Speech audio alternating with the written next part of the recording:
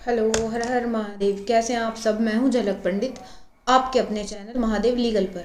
तो जैसे कि आप जानते हैं कि हम पिछले कुछ दिनों से भारतीय न्याय संहिता की विभिन्न धाराओं, विभिन्न अध्यायों के विषय में जानते आ रहे हैं, वो भी आपके अपने शब्दों में, आपकी अपनी भाषा में और हिंदी भाषा के माध्यम से, और वो भी कम से कम समय के भीतर हम जानने का प्रयास कर रहे हैं कि भारतीय न्याय संहिता में क्या क्या प्रावधान किए गए हैं, क्या क्या नई चीज़ें जोड़ी गई हैं और क्या ही चीज़ें भारतीय न्याय संहिता के भीतर सम्मिलित की गई हैं। तो इसी क्रम में हम आज अध्याय 11 के विषय में बात करेंगे, जो बात करता है कि लोक प्रशांति के विरुद्ध जो अपराध कारित किए जाते हैं उनके विषय में। अध्याय 11 जो बात करता है, तो पेन सेलेक्ट कर लें हम पहले, उसके पश्चात आगे की कहानी का प्रारंभ होगा।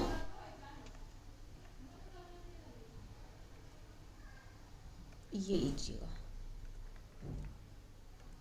हाँ, तो यहाँ पर इसी क्रम में हम सबसे पहले देखेंगे कि सेक्शन 189, जो धारा 189 है, वो यहाँ से धारा अध्याय का श्री गणेश होता है और इसी की हम पहले बात करेंगे। देखते हैं इसमें क्या बात कही गई है। ये बात करता है विधि विरुद्ध जमाव के विषय में, या यूं कह लीजिए कि अनलॉफुल असेंबली के विषय में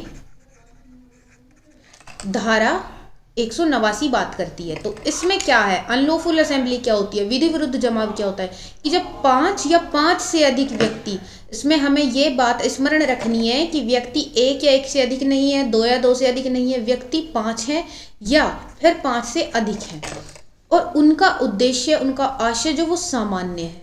सामान्य उद्देश्य से 5 या 5 से अधिक व्यक्तियों के द्वारा कैसा कार्य किया जाए, सरकार या उसके व्यक्तियों का आपराधिक बल द्वारा घेराव, या तो सरकार या सरकार के व्यक्तियों का, जैसे जैसे कि किसी विधायक का या सरकार के जो अन्य विधान परिषद है, विधानसभा है, इन सब का आपराधिक बल द्वारा घेराव यदि किया जाता है। दूसरी बात है कि विधि वैध आदेशिका के निष्पादन का विरोध। दूसरी बात क्या है कि जो वैध आदेशिका है, जो लीगल ऑर्डर है, जो गवर्नमेंट के जो विधिक आदेश हैं, उनके जो उनका निष्पादन हो चुका है उसका अगर कोई विरोध करता है। रिष्टि आपराधिक अतिचार या अन्य अपराध कारित करना, या तो रिष्टि या आपराधिक अतिचार या अन्य अपराध कारित करना, किनको, 5 या 5 से अधिक व्यक्तियों के द्वारा सामान्य उद्देश्य को अग्रसर करते हुए। चौथा पॉइंट है आपराधिक बल अथवा प्रदर्शन के द्वारा संपत्ति पर कब्जा कर लेना, जैसे जल आदि के उपयोग से दूसरे लोगों को वंचित कर देना, और ये कार्य भी 5 या 5 से अधिक व्यक्तियों के द्वारा संपन्न किया जाना चाहिए। पांचवा और अंतिम तथ्य है कि आपराधिक बल अथवा प्रदर्शन द्वारा क्या करना चाहिए कि जो व्यक्ति वैध रूप से किसी कार्य को करने के लिए आबद्ध नहीं है, ऐसे व्यक्ति को उस कार्य को करने के लिए विवश करना अथवा बाध्य करना, और साथ के साथ जो व्यक्ति उस किसी कार्य को वैध रूप से करने का हकदार है, उसको ना करने के लिए विवश करना। अभी हम इसी क्रम में जो इसकी उपधाराएं हैं उनके विषय में देखेंगे कि ये क्या बात करती है। जो उपधारा 2 है वो कहती है कि जो साक्ष्य सम्मिलित होते हैं उनको 6 माह तक का तो जो कारावास रहेगा, साथ के साथ जुर्माने से भी दंडित किया जाएगा। उपधारा 3 कहती है कि सरकार ने भीड़ के बिखर जाने का आदेश दे दिया हो, जब सरकार ने विधि विरुद्ध जमाव को, जब सरकार ने विधि विरुद्ध जमाव को आदेश दिया हो कि इसे अब नष्ट कर दिया जाए, भीड़ जो तीतर बीतर कर दी जाए, उसके बाद भी भीड़ में ही हम खड़े रहें, भीड़ जमा रहे, तो ऐसे लोगों को 2 वर्ष तक का कारावास, साथ के साथ जुर्माने से भी दंडित किया जाएगा। धारा 4 कहती है जब आयुध के साथ जमाव हो, जब घातक हथियारों के साथ अगर जमाव इकट्ठा हो रहा है, विधि विरुद्ध जमाव जो आयुधों के साथ, हथियारों के साथ इकट्ठा हो रहा है, तो ऐसे लोगों को भी 2 वर्ष तक का कारावास और जुर्माने से दंडित किया जाएगा। उपधारा 5 कहती है कि लोक शांति में विघ्न कारित, संभावना है कि लोक शांति में विघ्न कारित हो जाएगा, ऐसे जमाव को विधि पूर्वक बिखर जाने का आदेश भी दे दिया गया है, लेकिन इसके बाद भी जमाव इकट्ठा रहे तो ऐसे लोगों को 6 महीने तक का तो कारावास, साथ के साथ जुर्माने से भी दंडित किया जाएगा। यहाँ एक चीज हमें हमेशा याद रखनी है, यहाँ इकट्ठा हो रहे हैं लोग, बल हिंसा का प्रयोग नहीं हो रहा, सिर्फ इकट्ठा हो रहे हैं। विधि विरुद्ध जमाव इकट्ठा हो रहा है, वो किसी प्रकार की कोई एक्टिविटी नहीं कर रहे हैं, वो सिर्फ इकट्ठा हो रहे हैं। ये बात करती है धारा 189 या 189। और उपधारा 6 कहती है कि जब विधि विरुद्ध जमाव के लिए व्यक्ति किराए पर लाए गए हों, ये बात करती है उपधारा 6, और उपधारा 7 कहती है कि जो जो किराए पे आता है ऐसे व्यक्ति के लिए तो उपधारा 6 है, और जो बुलाता है ऐसे व्यक्ति के लिए उपधारा 7 है। अब बात करते हैं धारा 191 की, जो बात करती है बलवा करने के विषय में। तो बलवा क्या होता है? बलवा होता है कि जब विधि विरुद्ध जमाव द्वारा, विधि विरुद्ध जमाव से वही आशय है जो अभी पढ़ के हम आए हैं, विधि विरुद्ध जमाव द्वारा उसके सदस्य द्वारा जमाव के सामान्य उद्देश्य को, सामान्य उद्देश्य सामान्य आशय हम कल पढ़ चुके हैं, धारा 3 की उपधाराओं के माध्यम से हम इस चीज को जान चुके हैं। विधि विरुद्ध जमाव द्वारा उसके सदस्य, विधि विरुद्ध जमाव के सदस्य द्वारा जमाव के सामान्य उद्देश्य, जो उस जमाव का सामान्य उद्देश्य है, उसको अग्रसर करते हुए जब बल और हिंसा का प्रयोग किया जाता है, यहाँ मात्र इकट्ठा नहीं हो रहे हैं, यहाँ सिर्फ इकट्ठा नहीं हो रहे, बल और हिंसा का प्रयोग हो रहा है, बल और हिंसा का प्रयोग हो रहा है, तो ये बलवा करने की श्रेणी में रखा जाएगा। और उपधारा 2 इसके लिए सजा का प्रावधान करती है कि ऐसे लोगों को 2 वर्ष तक का तो कारावास और जुर्माने से दंडित किया जाएगा।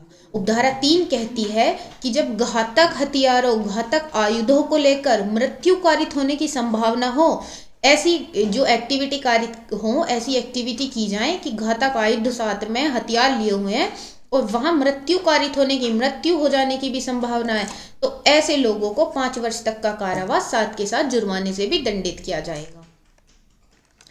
धारा 190 बात करती है, हम उदाहरण के माध्यम से समझेंगे क्या कहती है। ये कहती है कि मान लो ये एक लड़का है,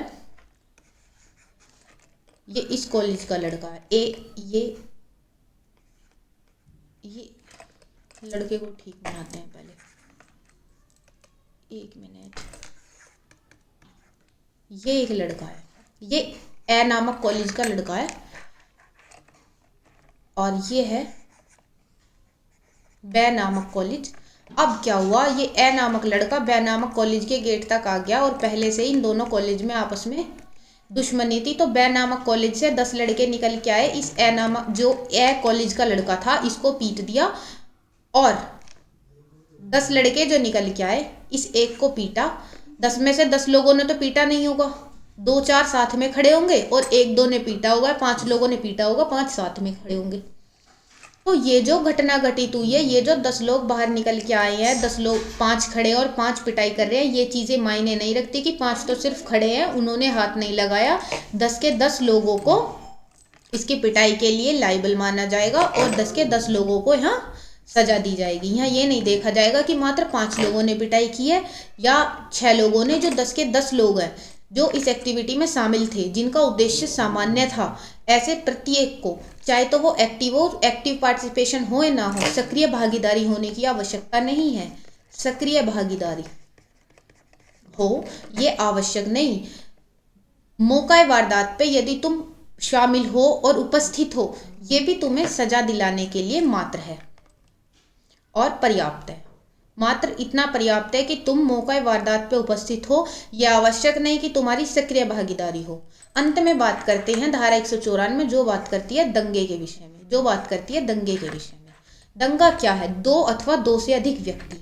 हमने पढ़ा विधि विरुद्ध जमाव, जहां बात होती थी 5 अथवा 5 से अधिक व्यक्तियों की। यह है दंगा, यहाँ पे बात होगी 2 अथवा 2 से अधिक व्यक्तियों की। वो क्या करें? वो लोक स्थान में लड़कर लोक शांति में विघ्न अगर पैदा करेंगे। यहाँ अगर A, B, C आपस में लड़ाई कर रहे हैं, और अगर ये घर के भीतर लड़ाई कर रहे हैं, ये हो गया घर, तो अगर इनकी लड़ाई यहाँ हो रही है तो ये दंगा नहीं होगा। लेकिन अगर यही 3 लोग यहाँ बाजार में, ये बाजार है, मार्केट, बाजार में, मार्केट में अगर यही 3 लोग यहाँ मार्केट में लड़ाई करते हैं तो ये दंगे का रूप ले लेगी। अगर ये 3 लोग घर में लड़ाई करते हैं तो ये दंगा नहीं है। अगर ये 3 लोग आपस में बाजार में लड़ाई करते हैं, लोक स्थान में लड़ाई कर रहे हैं, और इससे इनकी लड़ाई के कारण मार्केट में आने जाने वालों को जो लोक शांति में विघ्न हो रहा है, जो शांति है, जो ये जो लोक स्थान है, पब्लिक प्लेस जो है, यहाँ पे इनकी शांति में जो विघ्न पैदा हो रहा है उसको दंगा कहेंगे। ऐसे लोगों को 1 महीने तक का तो कारावास, जुर्माना जो 1000 रुपये तक का हो सकेगा, ऐसे सजा का प्रावधान किया गया है। और इसी के साथ आज हमने जो चैप्टर हमारा 11 है उसका अंत किया है। और कल श्री गणेश करेंगे किसी नए चैप्टर के साथ, नए वीडियो के साथ। और अगर आपको अपने चैनल पे पढ़ाई गई चीज़ें समझ में आ रही हैं और आपके लिए उपयोगी सिद्ध हो रही हैं तो कृपया करके चैनल को लाइक कीजिए, ज़्यादा से ज़्यादा लोगों के बीच में अपना चैनल भेजिए, शेयर कीजिए और चैनल को सब्सक्राइब कीजिए। मिलते हैं शीघ्र ही अन्य अध्याय के साथ, अन्य नई धारा के साथ। तब तक के लिए धन्यवाद।